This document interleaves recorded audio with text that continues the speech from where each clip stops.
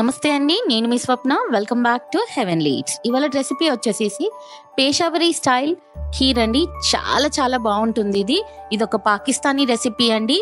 పైన అంతా కూడా మీగడలాగా ఫామ్ అయి మనకు లోపల ఒక క్రీమీ టెక్స్చర్తో ఉంటుంది. నోట్లో వేసుకోగానే కరిగిపోతుందండి.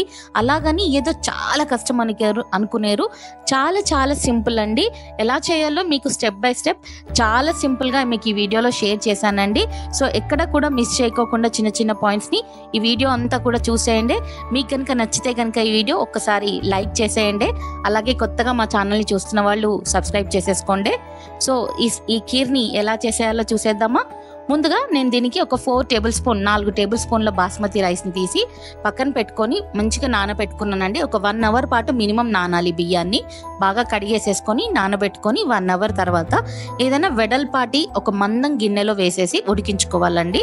1 లీటర్ వరకు వాటర్ వేసేసుకొని మెత్తగా పేస్ట్ లాగా ఉడికించేసేసుకోవాలి. మనకు బాస్మతి రైస్ వాడుకుంటేనే దీనికి ఖీర్ టేస్ట్ అనేది చాలా బాగా వస్తుందండి.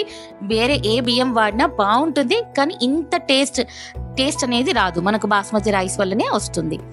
కాస్త ఉడికిన తర్వాత మరికొన్ని పాలు పోసుకొని మళ్ళీ ఒకసారి ఉడికించుకోవాలండి. చూస్తున్నారు కదా, ఇలా మొత్తంగా మనకు మ్యాష్ చేస్తూ బాగా దగ్గరగా ఉడికించుకోవాలి. అన్నం అనేది ఎంత బాగా ఉడికితే పాలతోటి మనకు అంత బాగా టేస్ట్ అనేది వస్తుందండి.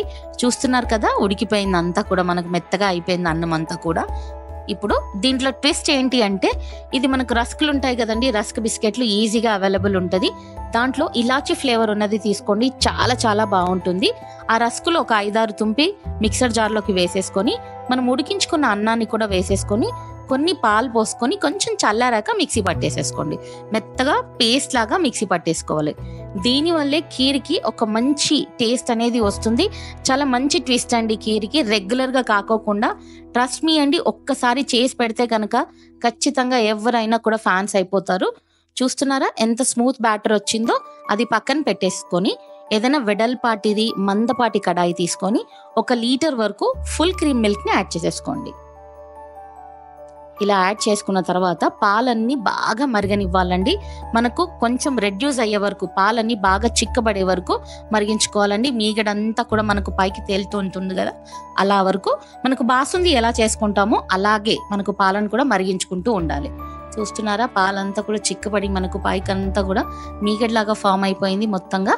ఇప్పుడు ఈ స్టేజ్లో మనం ఇందాక ఉడికించి పెట్టుకున్న అన్నాన్ని కొంచెం మిగిల్చుకున్నాం కదా, అది కూడా వేసుకొని మంట మొత్తం తగ్గించుకొని బాగా కలిపెట్టేసేయాలండి.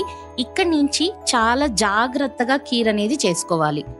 అలా ఉడికించుకున్న అన్నం వేసుకున్న తర్వాత మనం ఇందాక మిక్సీ పక్కన పెట్టుకున్నాం కదండి, అది కూడా ఆ రస్క్ పేస్ట్ కూడా యాడ్ చేసేసుకోండి. ఈ పేస్ట్ వల్ల చాలా చాలా టేస్ట్ వస్తుందండి.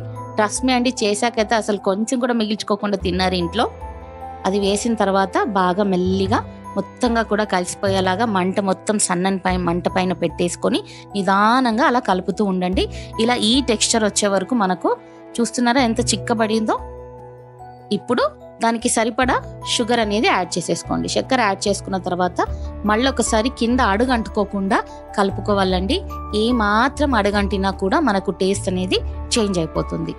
ఇప్పుడు కావలసినంత మీన్స్ 2 టీ స్పూన్ల వరకు యాలకుల పొడి వేసుకోండి. యాలకుల పొడి ఎంత బాగా వేసుకుంటే మనకు రుచి అనేది అంత బాగా వస్తుంది. దీనికి నేను 2 టీ స్పూన్ల వరకు మంచి ఫుల్ టీ స్పూన్స్ వేసేసానండి. వేసుకొని బాగా కలిగి పెట్టేసుకున్నాను. చూస్తున్నారా అండి ఎలా చిక్కబడుతుందో. మన ఖీర్ అంతా కూడా క్రీమీగా అయిపోతుంది, మనకు చూస్తేనే అర్థమవుతుంది. ఇలా ఈ కన్సిస్టెన్సీ వచ్చేంత మటుకు మనం ఖీర్ని ఉడికించుకొని ఏదైనా బౌల్లోకి తీసేసుకోవాలండి. ఇది చల్లగా సర్వ్ చేసుకుంటే చాలా చాలా బాగుంటుంది. పైనుంచి మనకి ఇష్టం ఉన్న నట్స్ని వేసేసుకోండి. ఇక్కడ నేను పిస్తా, బాదం, గులాబీ రేకులతోటి నేను గార్నిష్ చేశానండి. పేషావరీ స్టైల్ పాకిస్తానీ రెసిపీ అండి. ఇది చాలా చాలా యూనిక్గా ఉంటుంది. ఏ అకేషన్ అయినా కూడా ఇట్టే చేసి పెట్టేయండి, ఎవరైనా కూడా ఫ్యాన్స్ అవుతారండి. దీన్ని చిల్డ్గా సర్వ్ చేసేయండి. ఇంకెందుకు లేట్, మీరు కూడా ట్రై చేసి కామెంట్ సెక్షన్లో చెప్పేయండి ఎలా వచ్చిందో. Thank you for watching.